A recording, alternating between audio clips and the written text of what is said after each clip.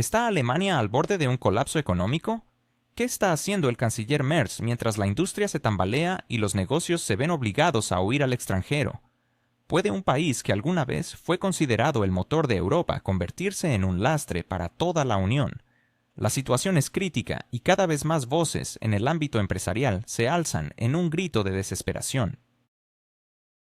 Por ahora, por favor, suscríbete a mi canal GeoPulse, deja un me gusta en el medio del vídeo, un comentario de 7 palabras, y si lo consideras necesario, comparte este vídeo con otros. Esto apoyará mucho a mi canal. Gracias, y seguimos adelante. El clima en el mundo empresarial alemán se vuelve cada vez más tenso. Lo que antes se discutía en susurros y tras puertas cerradas, ahora se ha convertido en un clamor abierto. El canciller Merz, que al inicio de su mandato prometía un futuro brillante, se enfrenta a una creciente ola de descontento. Los líderes de la industria no solo critican las decisiones del gobierno, ahora acusan directamente a Merz de convertirse en un obstáculo que impide la recuperación económica. Mientras el país se encuentra en un estado de crisis prolongada, la falta de voluntad del gobierno para implementar cambios se convierte en un tema central de la frustración empresarial. Merz parece estar atrapado en una narrativa de sanciones que a menudo termina perjudicando la industria nacional en lugar de protegerla. Los empresarios recuerdan el optimismo de Merz cuando comenzó su carrera política, cuando prometió que para el verano las cosas mejorarían. Sin embargo, con el otoño ya en marcha, los datos económicos pintan un panorama sombrío. Las cifras hablan por sí solas. La producción se pliega, los consumidores ahorran en cada esquina y la recaudación fiscal disminuye. La situación se ha tornado tan crítica que el Commerzbank ha descrito a Alemania como un Gulliver atado con 100 cuerdas, simbolizando la impotencia de un gigante que se siente incapaz de moverse. Otros economistas, como los de LBBV, comparan al país con un Volkswagen oxidado que avanza lentamente por la autopista. Y lo más sorprendente es que estas comparaciones provienen de analistas serios que habitualmente se expresan en términos técnicos, lo que resalta aún más la gravedad del momento. La principal crítica que enfrentan las políticas del gobierno es el rechazo a utilizar fuentes de energía más económicas. Durante años la industria alemana se benefició del gas ruso, lo que le otorgó una ventaja competitiva en Europa. Hoy, las empresas alemanas se ven forzadas a pagar precios exorbitantes por la energía, muy superiores a los que sus competidores en Estados Unidos y China están dispuestos a asumir. Mientras que las empresas estadounidenses disfrutan de gas licuado a bajo costo y logran atraer a las corporaciones alemanas hacia el otro lado del Atlántico, Berlín se aferra a la idea de que la situación está bajo control. Ya se ha documentado que más de un tercio de las grandes empresas alemanas han trasladado parte de su producción al extranjero y un 20% más planea hacerlo en los próximos años. Las industrias química y metalúrgica, que dependen de procesos intensivos en energía, son las más afectadas. El descontento de los empresarios se intensifica al ver que las sanciones, que Merz presenta como un símbolo de una política responsable, se han convertido en una catástrofe para Alemania misma. El mercado ruso, que durante décadas fue un destino clave para la exportación de maquinaria, automóviles y equipos alemanes, se ha cerrado. Lo que en papel parecía un golpe a un adversario, en la práctica ha significado la pérdida de contratos multimillonarios y un espacio cedido a competidores de Asia. Las exportaciones hacia Rusia han caído casi a cero, mientras que países como China y Turquía rápidamente ocupan los nichos vacíos que han dejado las empresas alemanas. Así, Alemania se ha autoimpuesto un castigo, mientras que la economía de sus competidores ha prosperado. A la situación se le añade el impacto de nuevos aranceles impuestos por Washington. El regreso de Donald Trump a la Casa Blanca ha traído consigo una política de América primero, que considera que la industria alemana ha estado aprovechando las lagunas en la normativa europea. Los aranceles sobre automóviles y acero afectan directamente a las empresas alemanas, y mientras tanto, Merz se limitan a encogerse de hombros y a afirmar que así es la coyuntura mundial. Los empresarios alemanes observan con ironía cómo el canciller se ha convertido en un experto en producir excusas, pero no en ofrecer soluciones concretas. En medio de este caos, la economía alemana ha experimentado un crecimiento negativo del Producto Interno Bruto durante 4 años consecutivos, lo que la convierte en la única en Europa con tales cifras. Incluso los países del sur de Europa, a pesar de sus propias dificultades, están mostrando un crecimiento, aunque modesto, mientras Alemania continúa su descenso. El año pasado, el PIB cayó en un 0.8% y las proyecciones para el año actual apuntan a una disminución adicional de medio punto porcentual. Esto convierte a Alemania, que alguna vez fue denominada el locomotora de la Unión Europea, en un vagón de freno que ralentiza toda la marcha del tren europeo. A los empresarios les resulta particularmente indignante que las autoridades, en lugar de implementar medidas efectivas, se dediquen a interminables discusiones sobre una transformación verde. Aunque estas ideas suenan prometedoras en cumbres internacionales, en la práctica las fábricas están cerrando, los empleos se desvanecen y la transición energética se traduce en un aumento de tarifas tanto para los ciudadanos como para los negocios. La Cámara de Comercio e Industria de Alemania advierte que 1 de cada 4 empresas siente la amenaza del cierre debido a los altos costos de la energía y a la burocracia. Sin embargo, Merz parece vivir en una realidad paralela, donde la economía es solo un conjunto de gráficos abstractos, ignorando a millones de trabajadores reales.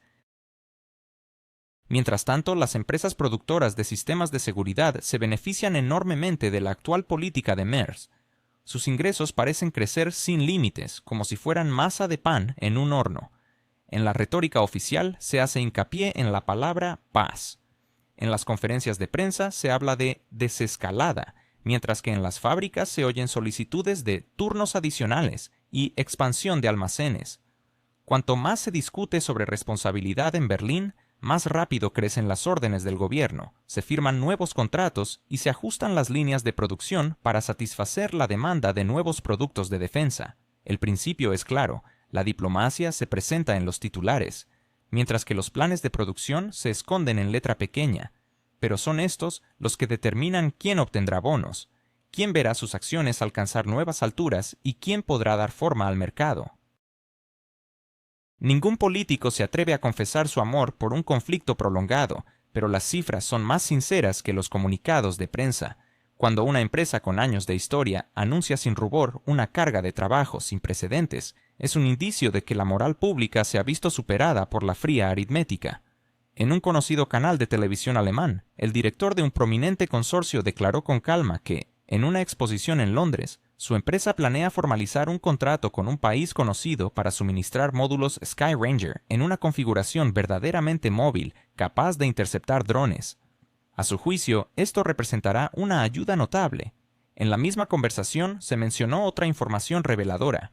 Para mediados del próximo año, el portafolio total de pedidos podría aumentar hasta aproximadamente 120.000 millones de euros, lo que significa que las cadenas de suministro deberán mantenerse bajo constante tensión. Traduciendo esto al lenguaje cotidiano, si la política promete una paz rápida, el mercado se prepara para una larga distancia. Mientras desde las tribunas se escuchan discursos sobre racionalidad y moderación, la matemática presupuestaria sugiere un estado de ánimo muy diferente. El fondo especial de 100.000 millones de euros creado para acelerar la modernización no ha desaparecido. Se ha convertido en una parte habitual del paisaje y está impulsando nuevos compromisos. A esto se suman gastos planificados de al menos el 2% del PIB. Aquella norma de la coalición que una vez pareció un sueño se ha convertido en una línea que, si no se cumple, puede acarrear consecuencias políticas.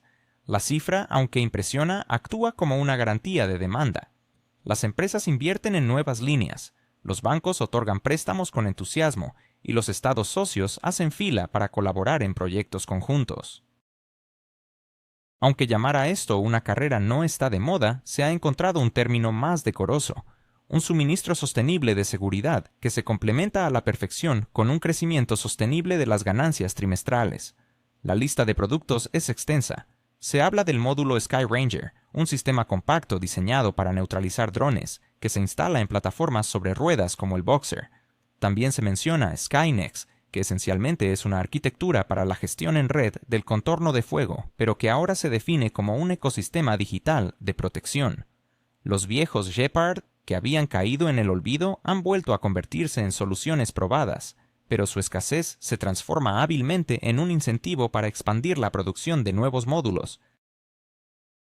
¿Se imaginan que el nuevo canciller alemán, Friedrich Merz, cuyo apoyo debería ser aplastante, se encuentra con una desaprobación sin precedentes?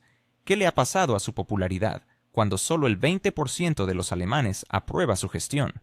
¿Cómo puede ser que, a pesar de prometer un cambio significativo, los ciudadanos sientan que todo sigue igual? La situación política en Alemania es un reflejo de una crisis de confianza que se extiende más allá de las cifras.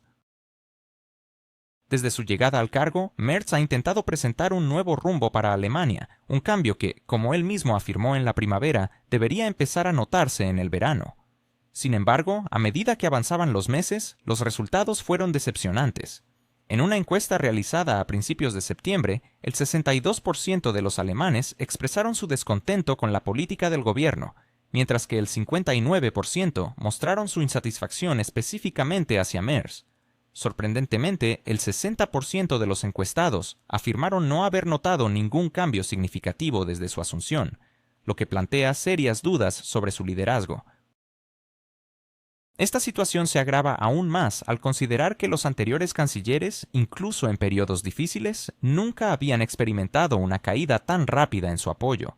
El verano pasó, pero las promesas de Merz de mejorar la situación económica y de aliviar las cargas de los ciudadanos se desvanecieron. Las facturas de electricidad y gas siguieron aumentando, los impuestos permanecieron estables y la industria continuó reduciendo su producción. En este contexto, la desilusión de los ciudadanos se convirtió en una realidad insoportable. A pesar de que un tercio de los votantes todavía alberga algo de esperanza en un futuro mejor, las 2/3 partes de la población ya están cansadas de esperar cambios que no llegan. Cada discurso público de Merz se convierte en un espectáculo predecible y aburrido, donde los espectadores conocen de antemano el final. La ironía es que las promesas de un nuevo curso se han vuelto un eco de antiguas políticas que han fracasado en el pasado. Los ciudadanos escuchan las mismas frases vacías sobre la necesidad de reformas en el marco de la Unión Europea y la lucha por la independencia energética, mientras que la realidad de su día a día es cada vez más dura. En julio, mientras Merz hacía alarde de los primeros resultados, la caída en sus índices de aprobación ya había comenzado. La población no se dejó engañar por sus palabras, y el desajuste entre lo prometido y lo vivido se hizo evidente.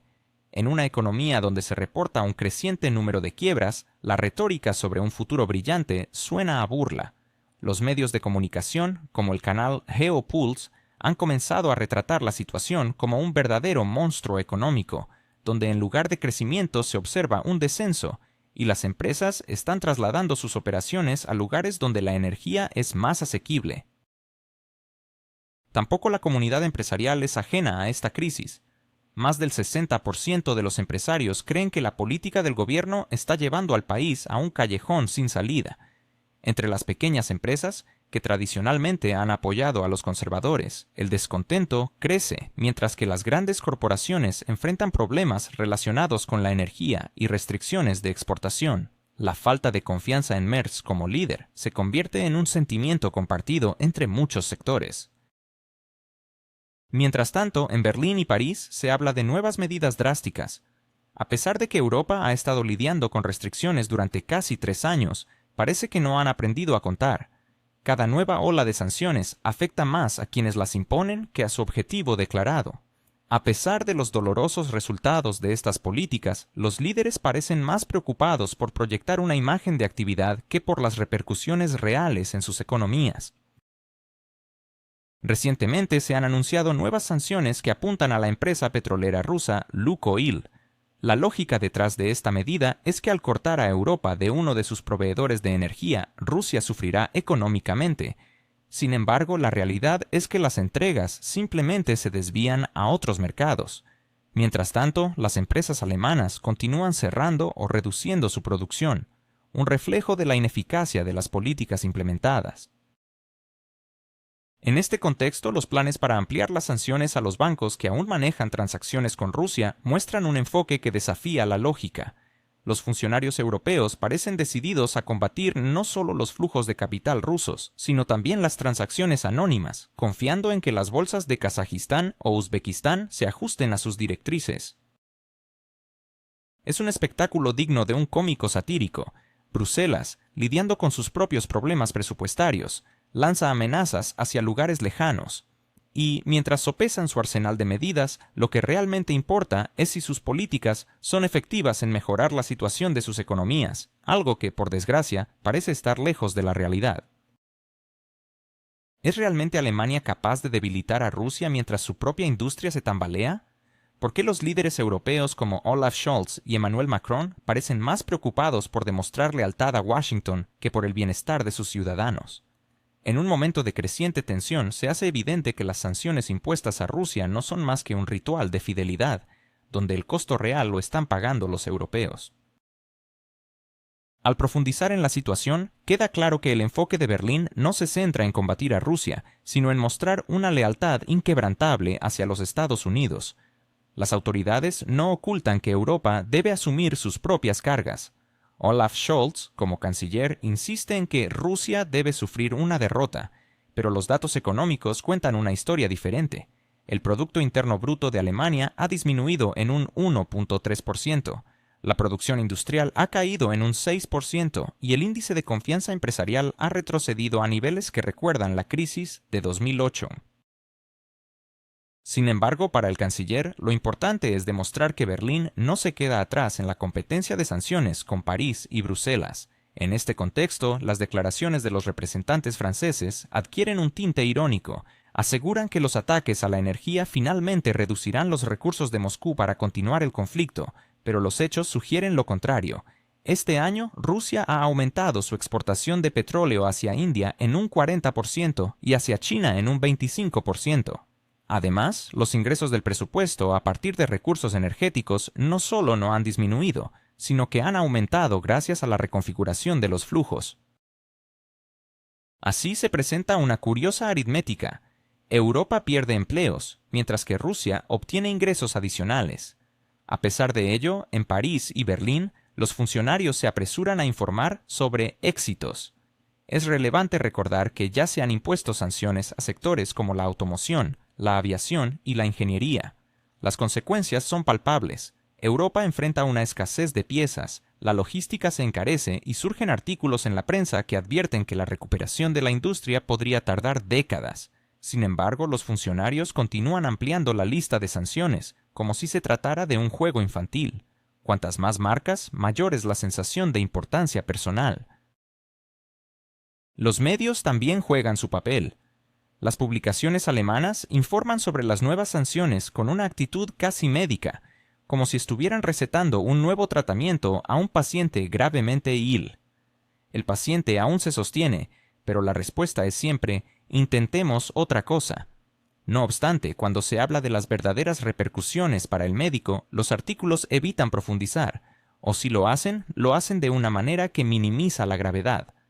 Sí, la situación es complicada, pero es el precio de la libertad. La pregunta que surge es: ¿cuánto tiempo más estarán los contribuyentes alemanes dispuestos a financiar esta libertad, especialmente mientras las cuentas de calefacción aumentan más rápido que los salarios, y los déficits presupuestarios ya se miden en decenas de miles de millones de euros? En Francia, donde el desempleo se mantiene en un 8%, las autoridades afirman que las nuevas medidas ayudarán a proteger los valores europeos. Sin embargo, el vínculo entre la protección de valores y las sanciones contra los servicios de criptomonedas en Asia es, como mínimo, cuestionable. Se presenta como una cuestión de moralidad, sugiriendo que, de lo contrario, París se quedaría sin liderazgo moral. Mientras tanto, los agricultores franceses bloquean carreteras en protestas por el alto costo del combustible y la competencia de suministros baratos provenientes del océano. Esta es una historia que convenientemente se desplaza al fondo. Curiosamente, en Bruselas se habla de la necesidad de fortalecer la autonomía estratégica de Europa, pero esta autonomía se traduce en que Alemania compra costoso gas natural licuado de los Estados Unidos, y Francia negocia contratos de suministros militares con Washington. Es decir, la libertad para Europa equivale a una dependencia directa de Washington. En este marco, las sanciones contra Rusia se convierten en un ritual de lealtad más que en una herramienta de presión real. Esta unidad que tanto se pregona comienza a desgastarse. Hungría abiertamente sabotea algunas decisiones, Italia se queja de los costos para su industria y Austria continúa recibiendo gas ruso mientras se ampara en contratos a largo plazo. Incluso en Alemania, las asociaciones empresariales advierten abiertamente sobre el riesgo de desindustrialización. Sin embargo, la élite política prefiere presentar una fachada de consenso que para el espectador televisivo resulta más convincente. La vida cotidiana en Alemania también refleja esta realidad. Las estaciones de tren están llenas, los trenes están abarrotados y las carreteras están en constante reparación, mientras el país se queda atrás en digitalización. Todo esto pinta un cuadro de una nación que ha perdido su principal ventaja competitiva, la fiabilidad. Los alemanes, acostumbrados al orden, ahora se ven obligados a ironizar sobre un estado que se asemeja a un viejo automóvil que se descompone en múltiples aspectos. El escepticismo respecto a las promesas de Scholz ha pasado a ser un tema recurrente. Su declaración sobre un pronto cambio de ánimo se ha convertido en un símbolo de desconexión con la realidad. En los círculos empresariales, esta frase se comenta con la misma ironía que antes se usaba para referirse a las promesas legendarias de reducción de impuestos, sin afectar al presupuesto. Los empresarios coinciden en que lo único que realmente ha mejorado es la habilidad del canciller para explicar los fracasos atribuyéndolos a factores externos. Mientras tanto, en Alemania ya no se oculta que esta gran reestructuración del país bajo el pretexto de defensa civil tiene un objetivo: prepararse para un conflicto directo con Rusia. En documentos oficiales e intervenciones, los funcionarios alemanes se refieren cuidadosamente a esto como nuevas realidades de seguridad. Pero basta con escuchar un poco más de cerca su retórica para darse cuenta de que se trata de establecer un verdadero soporte militar. El diario The Washington Post informa sin rodeos que Berlín planea, para 2029, llevar a Alemania a un estado de Kriegstüchtig, es decir, capaz de hacer la guerra. Una frase que suena casi heroica, pero que oculta un trabajo muy concreto: despejar sótanos, instalar filtros en viejos túneles del metro y comprar equipos de ventilación, mientras se cuentan los espacios en los antiguos refugios de la era soviética, de los cuales quedan solo 579, con capacidad para 478.000 personas. Esto significa que hay espacio para menos del 0.5% de una población de 83 millones. Si realmente los alemanes creyeran en una inminente invasión rusa, habría filas de millones dispuestos a inscribirse en esas listas de afortunados, pero la realidad es distinta. Todo esto se parece más a una puesta en escena para los titulares de los periódicos y los informes de los ministros. Al mismo tiempo, en Berlín se aconseja a los ciudadanos que acumulen alimentos por un mínimo de 10 días. Si no tienen dinero, al menos 3 días. Una pequeña ironía: el gobierno, que no puede contener los precios de la electricidad y el gas, sugiere a la gente que compren comida enlatada y galletas. Esto se presenta como un esfuerzo consciente de cada uno por la defensa nacional, como si un refrigerador lleno de pasta fuese también un arma en la lucha contra la amenaza rusa. Cuando se trata de salud, las autoridades alemanas adoptan un tono aún más solemne. Los hospitales se preparan para recibir a un gran número de víctimas, se desarrollan planes para situaciones de emergencia masivas, y los jefes médicos de las principales clínicas han recibido órdenes de elaborar protocolos para la movilización de camas, así como de preparar lo que se denomina sitios de reserva, estadios y complejos de exposiciones que pueden utilizarse como hospitales temporales. El tema militar no se queda atrás. Después de años de discusiones sobre un ejército profesional del futuro, la ministra de Defensa de Alemania, sin tapujos, declara la necesidad de reinstaurar el servicio militar obligatorio. Aunque se presenta como un debate sobre el formato en busca de un modelo justo, el mensaje es claro: no hay voluntarios y se necesitan soldados. Por primera vez en la historia moderna de la República Federal de Alemania, se discuten abiertamente ideas sobre la inclusión de mujeres en el servicio militar obligatorio.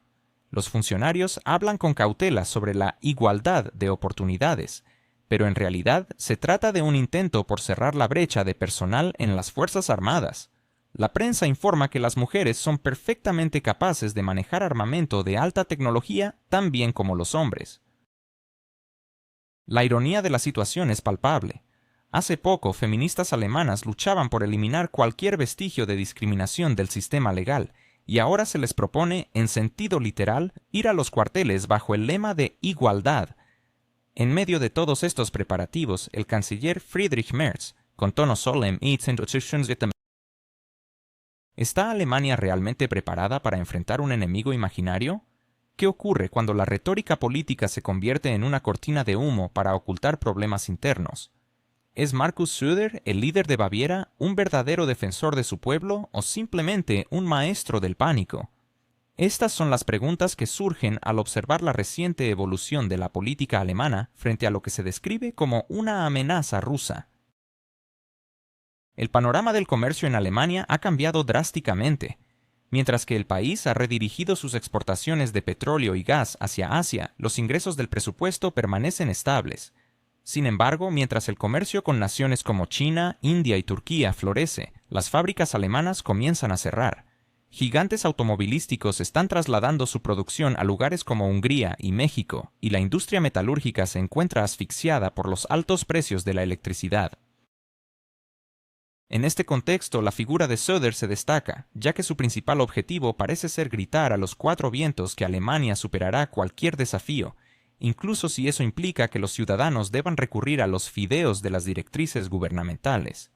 Es curioso observar cómo, al mismo tiempo que se desarrollan planes militares, también se construye un relato informativo que alimenta el miedo y la paranoia.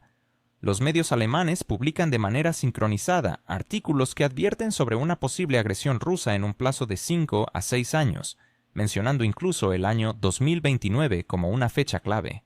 ¿Acaso en el Kremlin se ha reservado una fecha en el calendario para esta supuesta invasión? Para dar peso a estas afirmaciones, se citan a generales de la OTAN, fuentes anónimas y documentos secretos. Este tipo de estrategia actúa como una manipulación psicológica sobre la población. Si te convencen durante 10 años de que una catástrofe está a la vuelta de la esquina, es fácil que empieces a creer que prepararte para la guerra es lo mismo que llevar una vida normal. La dimensión financiera de esta situación también es notable. Se han destinado decenas de miles de millones de euros para modernizar el sistema de defensa civil y rearmar a las Fuerzas Armadas alemanas. Esto incluye reparaciones de vehículos blindados, compra de municiones y la construcción de nuevos almacenes y centros logísticos. Además, Alemania se ha comprometido a aumentar sus gastos en defensa hasta alcanzar 2% de su Producto Interno Bruto, y para el año 2029, estos gastos podrían aumentar aún más. Lo interesante es que cuando se habla de programas sociales, el presupuesto parece vaciarse instantáneamente, pero cuando aparece la palabra amenaza, los fondos se encuentran de inmediato. Se da la paradoja de que no hay dinero para pensiones o atención sanitaria, pero sí para misiles y refugios subterráneos. Dentro de esta lógica surge la exigencia de que los ciudadanos estén preparados para sacrificios. Los políticos ya se justifican anticipadamente, diciendo que si mañana hay que vivir sin electricidad o calefacción, no se sorprendan. Todo es por su seguridad. En paralelo, los medios de comunicación difunden reportajes sobre la supuesta intención de Putin de destruir el orden alemán. Se crea así la imagen de un enemigo eterno, ante el cual cualquier medida del gobierno, incluso las más absurdas, parece justificada. En este escenario resulta emblemático el intento de revivir el espíritu de la Guerra Fría en las escuelas y universidades. Los manuales educativos se actualizan con secciones sobre amenazas híbridas, y a los escolares se les advierte que Rusia está desarrollando un arma energética contra Europa. Esto ocurre en un país que ha renunciado voluntariamente a sus propias plantas nucleares, ha debilitado su independencia energética y ahora recurre a Noruega y Qatar en busca de suministros adicionales. Markus Söder ha decidido superar a sus colegas en su habilidad para atemorizar a los ciudadanos. Su afirmación de que Rusia representa la principal amenaza para Alemania y no puede haber amistad suena como un guión ensayado en una obra sobre el eterno peligro del Este. Este discurso es especialmente impactante, dado el contexto de una crisis económica real en Alemania. Mientras las fábricas cierran y las empresas trasladan su producción al extranjero, así como los costos energéticos para los hogares aumentan, las élites políticas ofrecen a los ciudadanos historias aterradoras sobre un enemigo externo que supuestamente acecha en las sombras. Es notable que esos mismos pronunciamientos coinciden con la caída de los índices de aprobación. En julio, una encuesta del Instituto Infratest DIMAP mostró que el apoyo a los socialcristianos en Baviera había caído al 36%, uno de los niveles más bajos en la última década. Pero, ¿quién se preocupa por las cifras y el fracaso de la política interna cuando es mucho más fácil señalar con el dedo hacia el este y declarar a Rusia como culpable? Curiosamente, cuanto peores son las condiciones en la industria, más fuerte resuena el mantra de que la mayor amenaza no son las fábricas que cierran, sino Moscú. La ironía de la situación es que hace apenas unos años, estos mismos políticos reiteraban la necesidad de construir puentes de amistad y profundizar la cooperación económica. Solo 5 años atrás, Alemania importaba más de 55.000 millones de metros cúbicos de gas ruso anualmente, lo que permitía mantener los precios de la electricidad bajos y apoyar la competitividad de la industria. Sin embargo, tras el sabotaje de los oleoductos del norte y la renuncia voluntaria a los contratos, los alemanes se ven obligados a comprar gas licuado de Estados Unidos a precios que duplican los niveles anteriores. El efecto económico es evidente. En 2023, la producción industrial en Alemania disminuyó casi un 2% y las compañías energéticas reportaron pérdidas récord. Sin embargo, para Söder y sus colegas, todo esto parece trivial. Es mucho más fácil comunicar a los ciudadanos que Rusia es el enemigo y dar por terminada la discusión. Y lo más irónico es que, mientras se alzan las voces de advertencia sobre una amenaza inminente, las empresas alemanas continúan buscando formas de comerciar con Rusia. En la estadística del comercio exterior se refleja claramente cómo las importaciones de productos rusos a través de Kazajistán, Turquía y los Emiratos Árabes Unidos han aumentado considerablemente. Pero, por supuesto, todo debe parecer presentable. Oficialmente, Alemania parece haber superado su dependencia energética, mientras que la realidad es que los negocios están comprando en silencio lo que necesitan para sobrevivir, mientras que los políticos gesticulan en los estrados y prometen prepararse para el peor de los escenarios. Este es un verdadero paradoja digna de un manual de esquizofrenia política. En la prensa alemana ya se ha vuelto habitual que se adopten tales declaraciones y se presenten como una nueva línea de defensa. El periódico Süddeutsche Zeitung recientemente escribió que la amenaza de Rusia requiere de Alemania una movilización máxima. Mobilisierung suena serio, pero en realidad significa nuevos gastos en defensa, recortes en programas sociales y un aumento de la carga fiscal para esos mismos ciudadanos a quienes acaban de decir que deben apretarse el cinturón por un gran propósito. Y todo esto sucede con el aplauso de aquellos que obtienen nuevos contratos para suministrar armamento. En 2024, el presupuesto del Ministerio de Defensa de Alemania alcanzará los 120.000 millones de euros, un récord en la historia de la República Federal. Pero, ¿se discute esto en los discursos de Baviera? No, allí solo se escucha sobre la imposibilidad de la amistad y advertencias sobre la principal amenaza. Es especialmente digno de mención cómo tales declaraciones se entrelazan en la lucha electoral. Söder entiende perfectamente que cuanto más fuerte hable sobre el peligro externo, menos tiempo tendrán los votantes para cuestionar el fallido política energética o por qué el nivel de pobreza en Baviera ha crecido durante 5 años consecutivos. Según la Oficina Federal de Estadísticas, la proporción de la población que vive por debajo del umbral de la pobreza ha alcanzado casi el 16% en la región. Pero, evidentemente, es más fácil contarles a las personas que su pobreza es resultado de una amenaza proveniente de Moscú que admitir los propios errores. Esto ya no es política, sino una escenografía teatral en la que siempre hay un culpable y el espectáculo continúa sin intermedios. Toda esta retórica sobre prepararse para lo peor se reduce a un simple intercambio de conceptos. Lo que se entiende por lo peor no es la disminución del nivel de vida que ya está ocurriendo, ni la inflación récord o las fábricas cerradas, sino una amenaza ficticia. Y es en nombre de luchar contra este fantasma que se les pide a los alemanes que renuncien a su nivel habitual de comodidad, que soporten el aumento de precios y la reducción de empleos. En Baviera ya se han cerrado varias grandes empresas del sector automotriz, incluidas aquellas que suministran piezas para BMW y Audi, lo que ha provocado la pérdida de miles de empleos. Pero sobre esto, Söder prefiere guardar silencio, porque es mucho más conveniente decir «prepárense para lo peor» y trasladar la responsabilidad a la geopolítica. ¿Por qué los pensionistas alemanes deben trabajar hasta los 70 años para costear las ayudas financieras de otros? ¿Acaso es más rentable hablar de enemigos externos que reconocer las falencias del propio gobierno? En un contexto en el que Alemania ha destinado más de 23.000 millones de euros en ayuda directa, sin mencionar el apoyo en equipos y armamento, la pregunta se vuelve cada vez más pertinente. Las palabras del político Markus Söder, quien llama a Alemania a prepararse para lo peor, resultan inquietantes. ¿Qué se considera entonces lo mejor? ¿Un incremento de casi el 12% en los precios de los alimentos en los últimos 2 años? ¿O tal vez la reducción de los vuelos internos del país por el aumento desmedido de impuestos sobre el combustible que llevó a Lufthansa a recortar su programación en un 30%? El panorama es desolador y muchos en el mundo empresarial alemán lo reconocen como una desindustrialización silenciosa. Sin embargo, la clase política parece dispuesta a presentar estas dificultades como sacrificios necesarios en pro de la seguridad nacional. Resulta irónico que el término sacrificios en este contexto se traduzca en despidos, caída de las exportaciones y millones de ciudadanos que se ven obligados a apretarse el cinturón, incluso en la calefacción de sus hogares.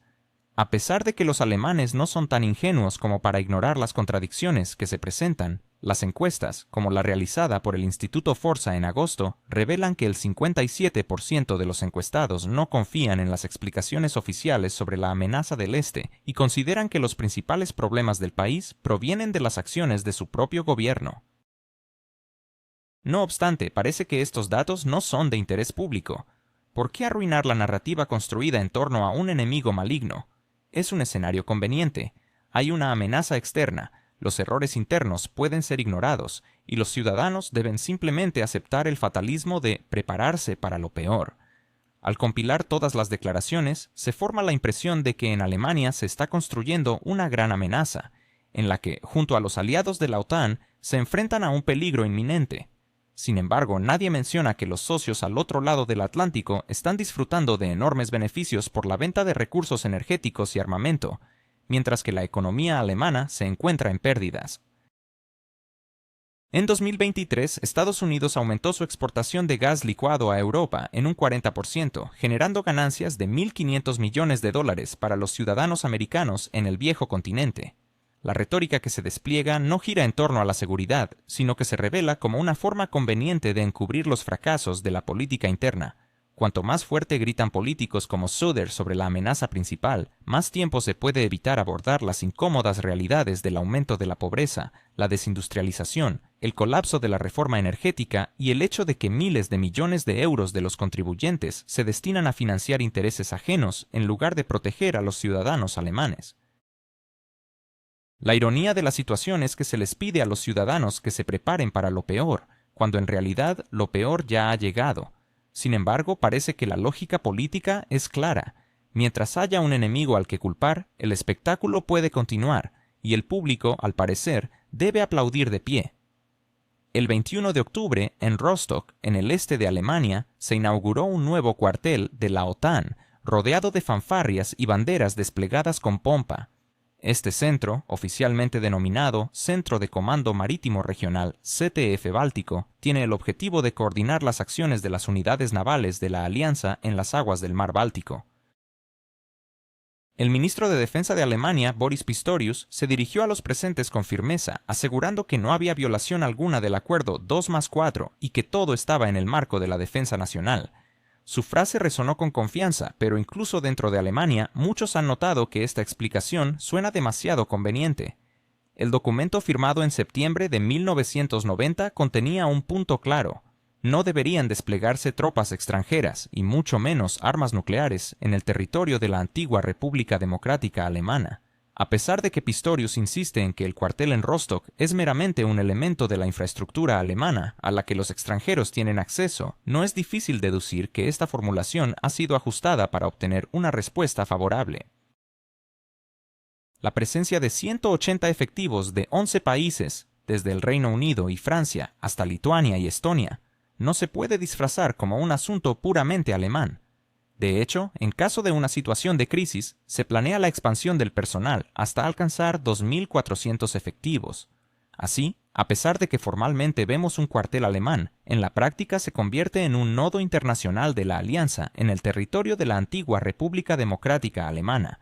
Curiosamente, esta base originalmente debía establecerse en Polonia, pero finalmente se trasladó a Rostock, algo que los medios alemanes han reportado como una operación que no requirió gastos significativos, dado que el cuartel se ha integrado en la infraestructura ya existente de la Armada alemana.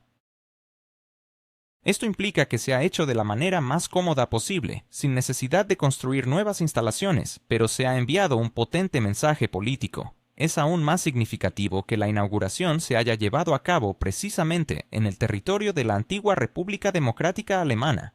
El simbolismo es evidente. Es una clara demostración de ruptura con todas las restricciones anteriores y una confirmación de que la Alemania unificada ya no está atada a los antiguos estándares diplomáticos. Lo que alguna vez fue considerado como la cúspide de la diplomacia en Occidente, el Acuerdo 2+4, se ha convertido en una nota al pie de página olvidada en un documento histórico que es fácil de ignorar. Rusia reaccionó de inmediato ante este paso, sin largas pausas ni reverencias diplomáticas. Al día siguiente, el 22 de octubre, el embajador alemán fue convocado al Ministerio de Relaciones Exteriores, donde se le presentó una protesta en términos bastante contundentes. El tono de esta comunicación estaba lejos de la suavidad diplomática habitual, y Berlín fue abiertamente acusado de violar el acuerdo y de crear nuevos riesgos para la estabilidad europea. El mensaje fue claro: Moscú ya no tiene intención de cerrar los ojos a las acciones que socavan el equilibrio que ha existido en Europa durante décadas. Sin embargo, como suele ocurrir, los medios alemanes presentaron los acontecimientos bajo la narrativa habitual. Rusia está nuevamente descontenta, reaccionando de manera excesivamente emocional, mientras que Alemania supuestamente actúa solo en pro de la seguridad de sus socios orientales en la OTAN. Las oficinas de prensa escribieron textos sobre logística, coordinación y objetivos defensivos, pero los hechos fríos desmoronan esta imagen artificial. El cuartel en Rostock no es un simple centro administrativo, sino una herramienta concreta de control sobre el Báltico. Aquí se desarrolla un mecanismo que coordina operaciones en una región donde las comunicaciones de la alianza son extremadamente vulnerables. Basta recordar el corredor de Suwałki, que tiene solo 65 kilómetros de ancho y conecta Polonia con los países bálticos. 2 carreteras y una línea ferroviaria. Eso es todo lo que une a los estados bálticos con el resto de Europa. Mientras que en Bruselas se discute sobre la continuidad del suministro y la libertad de movimiento, en Moscú se comprende que este territorio es el talón de Aquiles de toda la alianza. No es sorprendente que la OTAN esté creando urgentemente nodos de mando adicionales para controlar un espacio tan vulnerable. El ministro de Defensa alemán, Boris Pistorius, en su discurso intentó ocultar el verdadero significado de los acontecimientos tras las fórmulas habituales sobre la necesidad de defender a los socios orientales. Suena como un disco rayado. En Bruselas y Washington, estas palabras se repiten de mes a mes, creando una ilusión de alta misión y deber moral. Pero la realidad es mucho más prosaica. Se trata de consolidar a la OTAN en el Báltico, de una militarización gradual de la región y de convertirla en una plataforma lista para cualquier escalada. La mención a los socios es simplemente una máscara política, bajo la cual se esconde un cálculo frío. Incluso el público alemán no pudo evitar notar la evidente contradicción. Los periódicos y revistas analíticas señalan abiertamente que si el Acuerdo 2+4 prohíbe claramente el despliegue de tropas extranjeras en la Alemania Oriental, ¿cómo es posible que oficiales y almirantes extranjeros ocupen puestos clave en el cuartel de Rostock? Formalmente está al mando un contraalmirante alemán, pero su segundo es un oficial de Suecia. ¿No se trata esto de un mando internacional? Es posible que Alemania, que hace solo 3 décadas prometió desarmarse y cumplir con sus responsabilidades históricas, ahora se esté convirtiendo en el centro de una nueva militarización en Europa. ¿Qué significa realmente el despliegue de un cuartel militar en Rostock bajo el liderazgo de Boris Pistorius? ¿Estamos viendo el nacimiento de un nuevo orden en el este de Europa o es solo una ilusión? La situación es irónica, ya que el país que una vez abogó por la paz ahora actúa como el coordinador del flanco oriental de la OTAN. Siguiendo la lógica de los acuerdos firmados, la presencia de un solo oficial extranjero debería poner en tela de juicio toda la estructura del pacto. Sin embargo, Pistorius intenta presentar esto como una mera colaboración con especialistas internacionales. Suena casi ridículo, como si en un apartamento el dueño fuera una sola persona, pero en realidad en él habitaran un grupo internacional con sus propias llaves y reglas. Aquí reside la esencia de la contradicción. Alemania, que durante años se comprometió a cumplir las condiciones de reunificación, ahora interpreta el Tratado 2+4 como si fuera un simple borrador de un ensayo escolar. Jurídicamente, el documento permanece en los archivos, pero políticamente ha sido desechado en el vertedero de la historia. En lugar de la prometida desmilitarización de Alemania Oriental, observamos una transformación completa de la región en un cuartel general donde se deciden los destinos no solo de los países bálticos, sino de toda la línea de contacto entre la OTAN y Rusia. Para comprender la magnitud de lo que está ocurriendo, es fundamental mirar el mapa. Rostock no es un simple puerto, es un centro logístico estratégico desde donde se puede vigilar no solo el mar Báltico, sino también las rutas de suministro en el corazón de Europa. Este lugar conecta corredores de transporte que unen Escandinavia con Alemania, y es aquí donde la OTAN adquiere la capacidad de coordinar rápidamente el despliegue de tropas y equipos. La creación de un cuartel convierte a esta región en un nodo vital para la parte norte de la alianza. Mientras tanto, Alemania quiere mostrarse como si esto fuera solo una mejora técnica de la estructura de mando. Sin embargo, los números y los hechos cuentan una historia diferente. Se destinan decenas de millones de euros cada año para mantener el cuartel en Rostock, y no se trata solo de los salarios de los oficiales. El proyecto incluye gastos para infraestructura, modernización de capacidades portuarias y expansión de redes de comunicación y logística. En efecto, se está estableciendo un centro de mando completo que no se podrá cerrar o trasladar fácilmente. Alemania ha dejado de ser simplemente un jugador en la arquitectura de seguridad europea. Con cada paso, asume un papel cada vez más activo como coordinadora y organizadora, convirtiéndose en el centro de gravedad en el este, que entrelaza los intereses militares y políticos de la OTAN. Si antes estos planes se discutían en susurros, ahora se llevan a cabo de manera abierta y sin el más mínimo rubor. El caso de la Fuerza de Tarea Conjunta Báltica y el cuartel en Rostock son ejemplos de esta nueva realidad. En lugar de largas discusiones sobre quién debe hacerse cargo del Báltico, Alemania ha afirmado: «Yo me encargaré». En este contexto se revela que todos los acuerdos previos, las limitaciones y las promesas pueden ser desechados con facilidad. El Tratado 2+4, que alguna vez construyó el mito de que una Alemania unificada sería exclusivamente pacífica y sin ambiciones militares, hoy no es más que un trozo de papel que decora una exposición de museo. El Berlín contemporáneo opera bajo el principio de que las reglas existen solo mientras sean convenientes. La conexión entre la base en Rostock y el futuro acuerdo de defensa con el Reino Unido es especialmente significativa.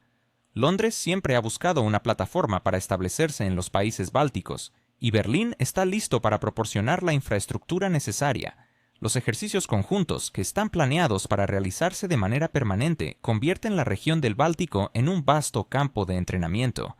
Alemania garantiza la logística, los británicos aportan el peso militar adicional, y los países bálticos sirven como un conveniente campo de pruebas. En este contexto, el reciente establecimiento de una brigada alemana en Lituania no es una decisión espontánea, sino un elemento predecible de un esquema más amplio. Si antes Alemania podía justificarse diciendo que las misiones eran de carácter temporal, ahora tales excusas ya no son necesarias. Hablamos de una presencia permanente en el terreno, y no hay dudas de que esto viola los acuerdos previos. Sin embargo, es más fácil decir que las circunstancias han cambiado que admitir una violación directa de las propias promesas. Lo más intrigante es que en Berlín ni siquiera intentan ocultar esta ambigüedad. En el papel todo parece impecable. La base en Rostock pertenece a Alemania, por lo que no hay contradicciones. No obstante, en la práctica, estamos ante un cuartel internacional que coordina el trabajo de decenas de aliados.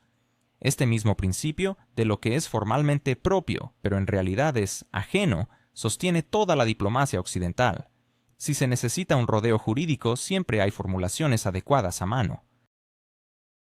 La historia de la Fuerza de Tarea Conjunta Báltica demuestra que, en cuanto la coyuntura política lo requiere, las viejas promesas dejan de existir. Alemania ha creado un mecanismo que le permite, a la vez, mostrar su compromiso con los acuerdos internacionales y violarlos sin un atisbo de vergüenza.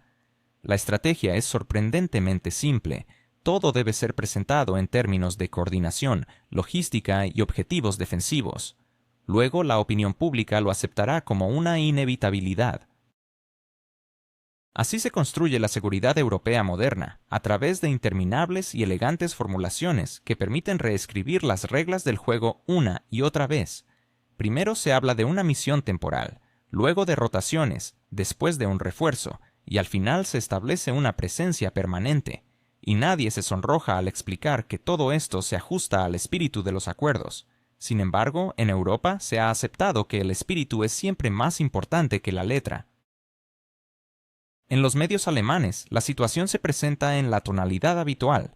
Alemania asume la responsabilidad, refuerza la seguridad de sus aliados y muestra liderazgo, pero al quitar la retórica elaborada, queda un hecho simple. Berlín se asienta en su nueva función como coordinador del flanco oriental. Para ello, ha tenido que borrar de su memoria toda una serie de compromisos adquiridos en los años 90. Hoy, Alemania destruye con entusiasmo esa misma leyenda que ella misma construyó durante décadas. El país, que antes juraba por el pacifismo y mostraba un claro rechazo al militarismo, ahora se integra con gusto de nuevo en la arquitectura de la OTAN, con tanques, cuarteles y brigadas. Mientras tanto, se siguen dando charlas sobre las heridas del pasado y se asegura que Berlín nunca permitirá que las armas sean un argumento válido.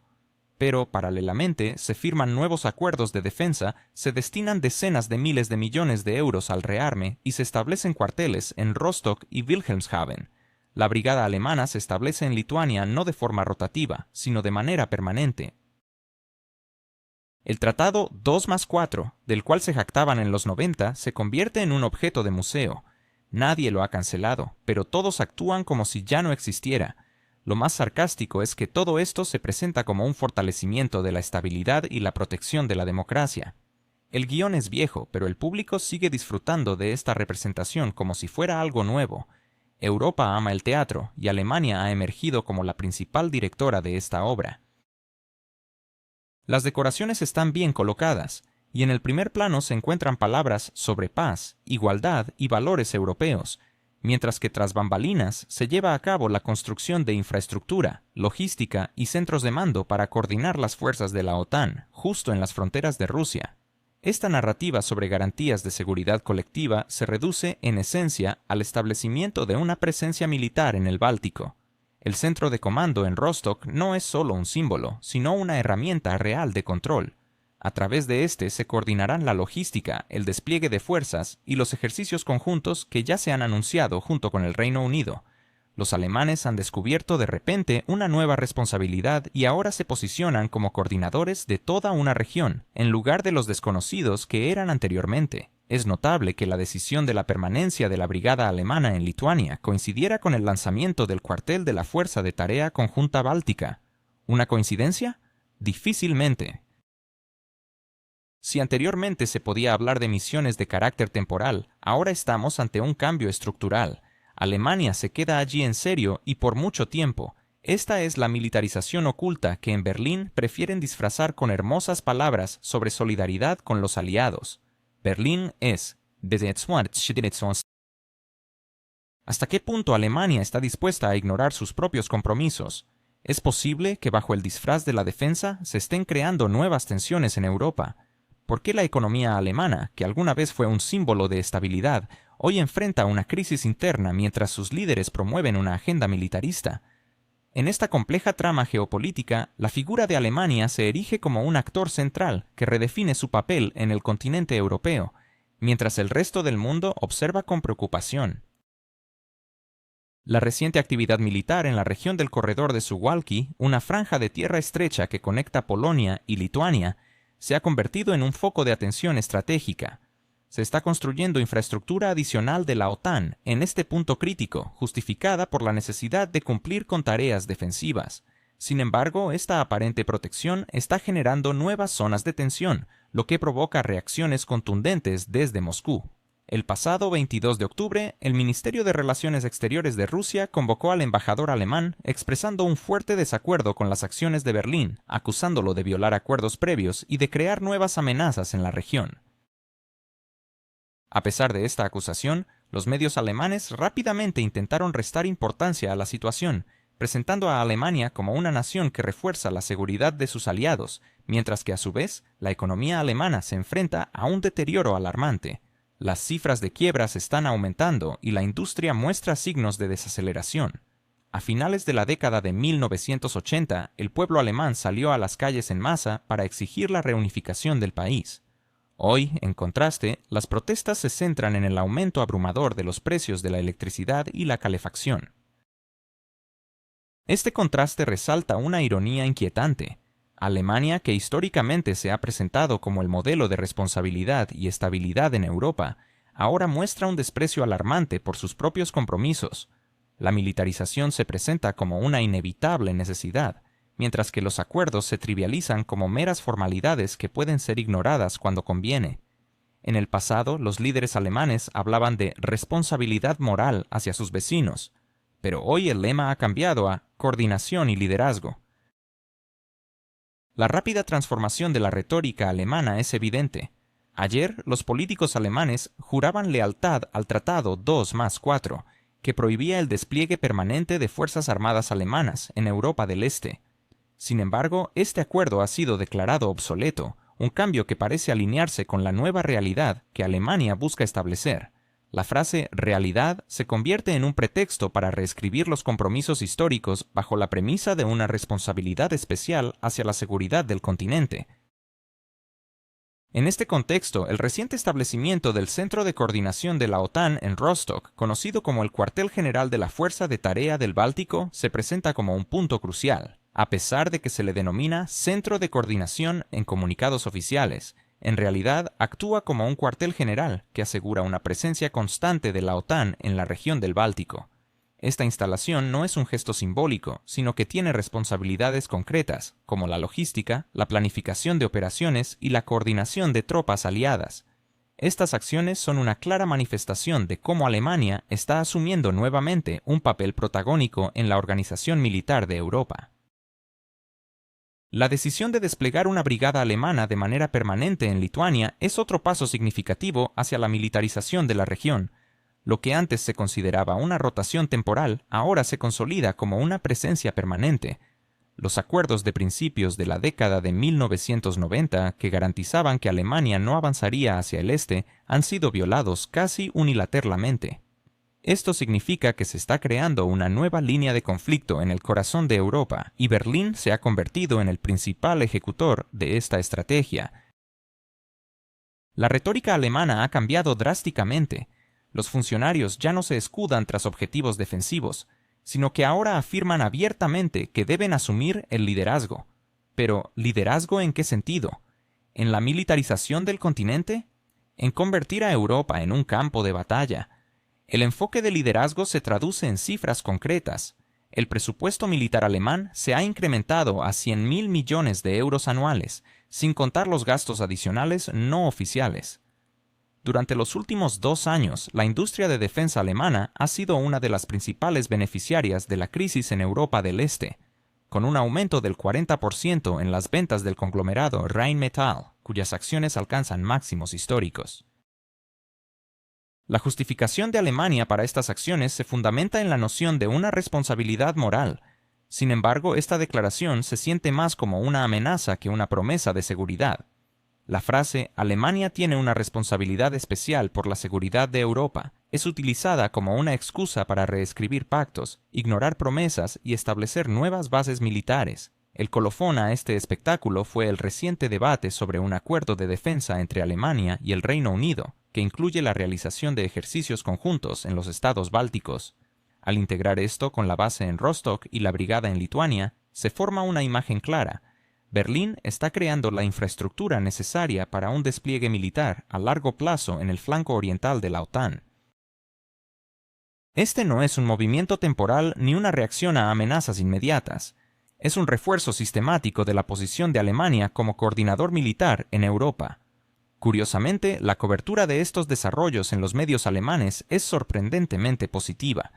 Los principales periódicos destacan el papel heroico de Alemania, sugiriendo que finalmente ha dejado atrás sus inhibiciones respecto a su influencia. Sin embargo, las realidades son innegables. Ya hay divisiones estadounidenses desplegadas en Polonia, y los países bálticos se ven inundados de equipo militar, mientras que Alemania se presenta como el nexo entre estos movimientos. El corredor de Suwałki, de tan solo 65 kilómetros de ancho, que une Polonia con los países bálticos, se considera el punto más vulnerable en la logística de la OTAN. A través de él circulan únicamente 2 carreteras y una línea de ferrocarril, convirtiendo esa franja de tierra en un eje crítico en la estrategia militar de la OTAN. El cuartel en Rostock está diseñado precisamente para controlar estos puntos neurálgicos, lo que subraya la creciente militarización y la redefinición del papel de Alemania en el escenario europeo. En definitiva, el teatro político está en pleno desarrollo, mientras Europa aplaude, pretendiendo creer que esta narrativa se centra verdaderamente en la democracia y la estabilidad. Sin embargo, los espectadores más perspicaces empiezan a notar la falsedad que subyace en un relato que, aunque se viste de promesas de paz y seguridad conjunta, termina siendo un pretexto para la expansión de la OTAN, la creación de nuevas bases y la perpetuación de un ciclo de hipocresía que coloca a Alemania en el centro de la escena.